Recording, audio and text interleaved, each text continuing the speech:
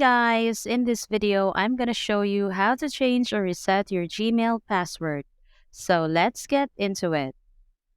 On your Android phone or tablet, open your device settings app. Scroll down and select Google. Go to manage your Google account. At the top, tap Security. Tap Password. You might need to sign in. Enter your new password, then tap Change Password.